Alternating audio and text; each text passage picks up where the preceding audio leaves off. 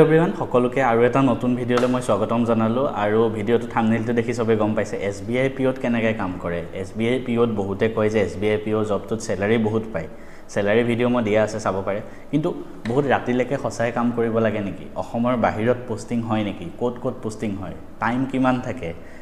যিমান মানে মানুহে যেনেকৈ কয় ৰাতি আহিব লাগে ডেইলি হেনেকুৱা হয় নেকি গোটেইখিনি কথা ভিডিঅ'টোত শেষলৈকে আলোচনা কৰিম জবটো পোৱাৰ পিছত কি হয় ভালকে চাব অসমীয়াত প্ৰথমবাৰৰ কাৰণে এনেকুৱা কিছুমান ভিডিঅ' আগবঢ়াই আইছো গতিকে চেনেলটো সাবস্ক্ৰাইব কৰি দিব আৰু অসমীয়াত প্ৰথমটো এনেকুৱা এটা চেনেল য'ত বেংকিংৰ গাইডেন্স দি আছে নিজে এনেকুৱা এজন মানুহ যোনে 3টা বেংক এক্সাম ক্ৰেক কৰিছিল গতিকে ভিডিঅ'টো শেষলৈকে চাব পোনপ্ৰথমে কৈ থওঁ SBI PO ফুল ফৰ্মটো হ'ল প্ৰবেশনাৰী অফিচাৰ মানে প্ৰবেশন পিৰিয়ড থাকে তাৰ মানে আপুনি যেতিয়া জবটো পাব তেতিয়া 2 বছৰলৈকে আপোনাৰ প্ৰবেশন পিৰিয়ড তাৰ মানে আপোনাৰ জবটো কনফাৰ্ম হোৱা নাই 2 বছৰ কমপ্লিট হোৱাৰ পিছত এটা কনফাৰ্মেশন লেটাৰ আহিব আপোনাৰ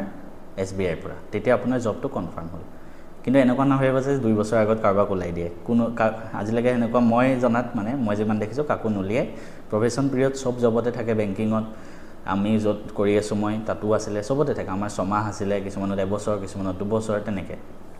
কিন্তু এবাৰ SBI পিঅ পাই যোৱা মানে আপুনি কনফাৰ্ম হেতুয়া আলটিমেটলি কনফাৰ্ম হে কিন্তু 2 বছৰ পিছত কনফাৰ্মেশন আহে এই যে 2 বছৰ সময়টো হ'ল এই 2 বছৰত আপোনাক বহুত কাম কৰাব আৰু 2 বছৰ পিছতো আপোনাক বহুত কাম কৰাব এই গুটেখিনি কথা আমি আলোচনা কৰিম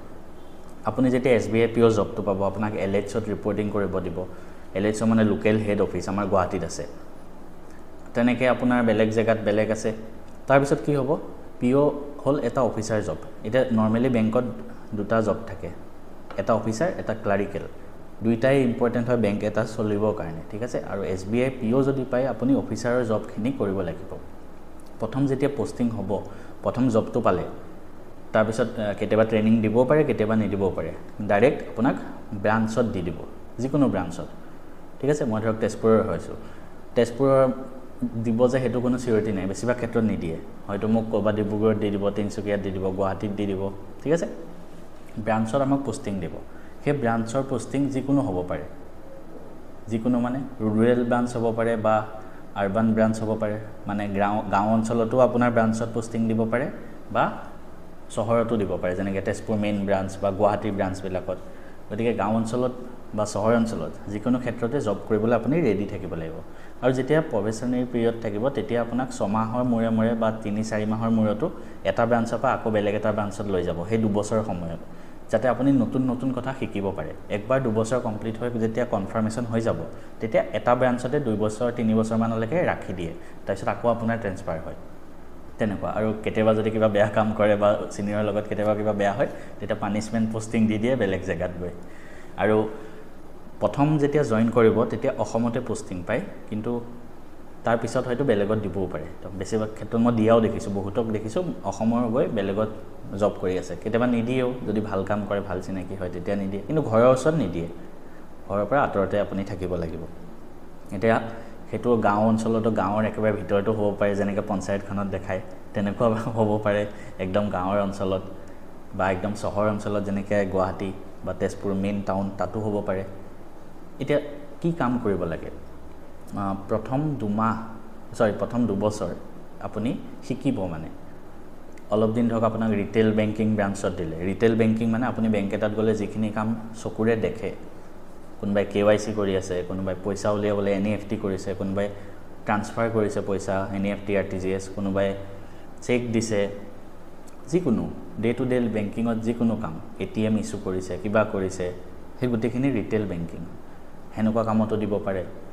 তাৰ অলপ দিন হেখিনি শিকাৰ পিছত আকৌ এটা বেলেগ জায়গাত দিব এই 2 বছৰ প্ৰবেশন পিৰিয়ডত তেতিয়া আপোনাক SME ব্ৰাঞ্চ দিব SME মানে যিবিলাক বিজনেস লোন আছে হেভি লোন কোটি টকাৰ লোন আছে যিবিলাক সেই লোন বিলাক আপোনাক চোৱাচিতা কৰিবলৈও শিকাব লোনৰ ডকুমেন্টছ বিলাক কেনেকৈ চাব লাগে প্লাস আপুনি কেতিয়াবা লোন ইনস্পেকশনতো যাব লাগিব যেনেকৈ হোম লোন ললে ঘৰটো চাব গল তেনেকুৱা ধৰণৰ যিকোনো কথা সিভিল কেনেকৈ চাব মানুহজনৰ আগৰ হিষ্ট্ৰী চাব লাগিব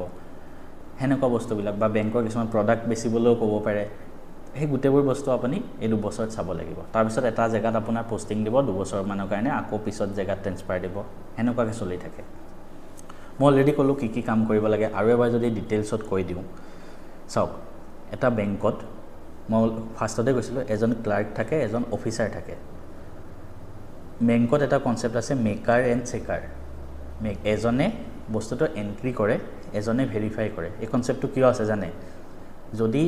আজি মই 5 লাখ টকাৰ এটা পেমেণ্ট লাগে ঠিক আছে বাই চান্স এটা অংক এটা ডিজিট ভুলকৈ মাৰিলোঁ একাউণ্টত তেতিয়া কি হ'ব ডাইৰেক্ট মানুহজনৰ তাত গুচি যাব আৰু মোক চোৱাৰ কোনো মানুহো নাই মই নিজে চব কাম কৰিছোঁ মেকাৰ চেকাৰ বস্তুটো তেনেকুৱা হয় মই ধৰক সেইটো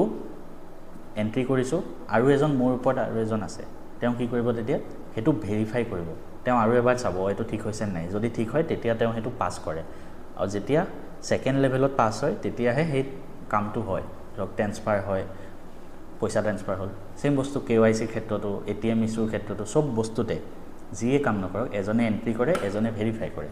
এতিয়া যোনজন মানুহ এণ্ট্ৰি কৰে ক্লাৰ্কজনে এণ্ট্ৰি কৰে যেনেকৈ NEFT RTGS ক্ষেত্ৰত প্ৰথম এণ্ট্ৰিটো ক্লাৰ্কজনে কৰে ATM ইছ্যুৰ ক্ষেত্ৰতো কৰে KYC ক্ষেত্ৰতো প্ৰথম এণ্ট্ৰি ক্লাৰ্কজনে কৰে আৰু সেকেন্ড লেভেলত কোনে এণ্ট্ৰি কৰে